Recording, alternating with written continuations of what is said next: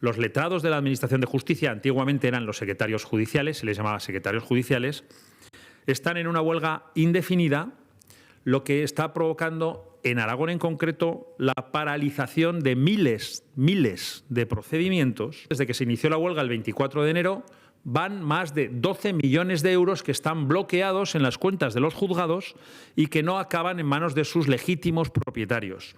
O aragoneses que ven que sus sentencias o las sentencias o no se dictan o no se pueden ejecutar, porque es una de las funciones que tienen los letrados de la Administración de Justicia, que es ejecutar las sentencias. Mientras tanto, el Ministerio de Justicia, ni la ministra ni el secretario de Estado están sufriendo estas consecuencias porque ellos siguen cobrando su sueldo todos y cada uno de estos meses. Y la actitud de la ministra de Justicia y del secretario de Estado con expresiones que, como que por ellos los letrados de la Administración de Justicia se pueden morir de inanición, no son de recibo. Estos son actitudes que no podemos tolerar desde el Partido Popular.